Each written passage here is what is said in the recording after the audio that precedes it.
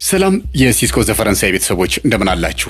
ዛሬ በዓለም ዙሪያ መነጋገሪያ የሆነ የመጣውንና በኔትፍሊክስ ላይ ሰበር እይታ እያገኘ ያለውን አዲሱን ዘሬፕ የተሰኘውን የድርጊትና የወንጀል ፊልም ይዤላችሁ መጥቻለሁ። በሆሊውድ ውስጥ ከ30 ዓመታት በላይ የዘለቀ የጥልቅ ጓደኝነትና የሥራ ታሪክ ያላቸው ሁለቱ ታላላቅ ተዋናያኖች ቤን አፍሌክና ማት ዳሞን በድጋሚ በአንድ ስክሪን ላይ ተገናኝተዋል። ይህ ፊልም ዝም ብሎ የተለመደ የፖሊስና የወንጀል ታሪክ አይደለም።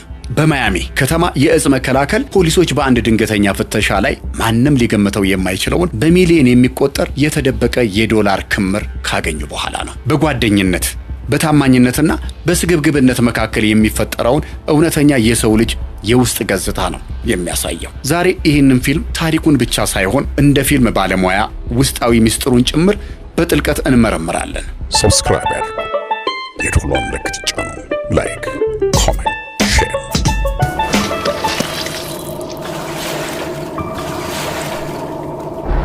ሲስኮ ዘፈረንሳይ ቲዩብ። ወደ ታሪኩ አወቃቀር ስንገባ ፊልሙ የሚጀምረው በሚያሚ የወንጀል ድባብ ውስጥ ነው።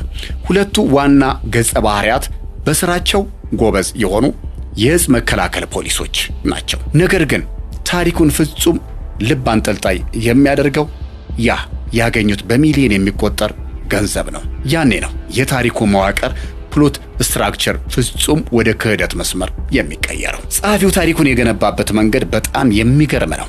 የትኛው ፖሊስ ታማኝ እንደሆነ፣ የትኛው ደግሞ ገንዘቡን ይዞ ለመጥፋት እያሴረ እንደሆነ ተመልካች እስከ መጨረሻው ሰከንድ ድረስ መገመት አይችልም። አንዱ ሌላኛውን ለመክዳት የሚያደርገው የስነ ልቦና ጦርነትና ድንገት መለዋወጥ ትዊስት ተመልካችን በከፍተኛ ውጥረት ውስጥ የሚያቆዩ ናቸው።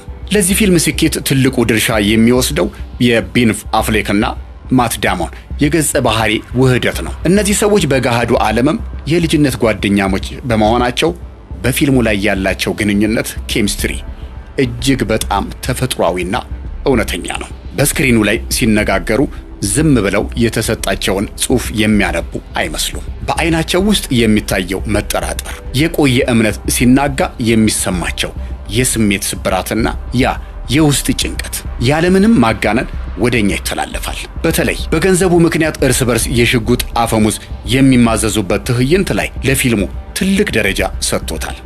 ዘሬፕ የተጋነኑና እውነት የማይመስሉ የሆሊውድን ፍንዳታዎች አይደጋግምም። ይልቁኑ እያንዳንዱ የተኩስ ልውውጥና የመኪና ማሳደድ እጅግ በጣም እውነተኛና ሲኒማቲክ በሆነ መንገድ ነው የተቀረጸው። የካሜራ አጠቃቀሙ ሲኒማቶግራፊ በማያሚ ከተማዎች የምሽት የኒዮን መብራቶች እና በጨለማው ድባብ መካከል ያለውን ንጽጽር በሚገባ ተጠቅመውበታል። የተኩስ ድምጾች፣ የተዋናዮቹ ፈጣን እንቅስቃሴና የታጀበበት የሙዚቃ ቅንብር ሳውንድ ዲዛይን ተመልካቹን ልክ በቦታው ላይ እንዳለ አድርገው በጉጉት እንዲወጠር ያደርጉታል። አሁን ደግሞ ወደ ፊልሙ የመጨረሻውና ወደ ትልቁ ምስጢር እንሂድ። ፊልሙ ወደ ፍጻሜው ሲቃረብ ሁላችንም አንድ ሰው ያሸንፋል ወይም ገንዘቡን ይዞ ያመልጣል ብለን እንጠብቃለን። ነገር ግን ዳይሬክተሩ የመጨረሻውን ታሪክ የጨረሰበት መንገድ ማንም ሰው ሊገምተው የማይችል ነው። ያደኑት እና እርስ በርስ የተራገጡበት በሚሊዮን የሚቆጠር ዶላር በስተጀርባ የነበረው እውነተኛ ባለቤትና የተዘረጋው ወጥመድ ሲገለጥ አእምሯችሁን ነው የሚነካው።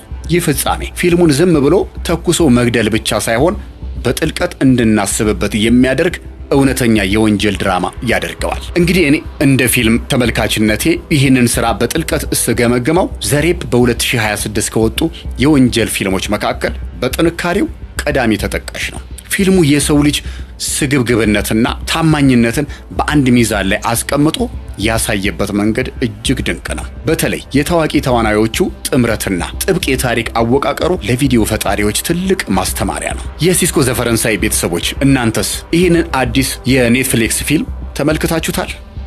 በቤን አፍሌክና በማት ዳሞን ክህደት ውስጥ እናንተ ምርጫችሁ ማን ነበር? አስተያየታችሁን ኮሜንት ላይ ጻፉልኝ። ቪዲዮን ከወደዳችሁት ላይክና ሼር ማድረጋችሁን እንዳትረሱ። በቀጣይ በሌላ አጓጊ ፊልም እስክንገናኝ ቸር ሰንብቱ።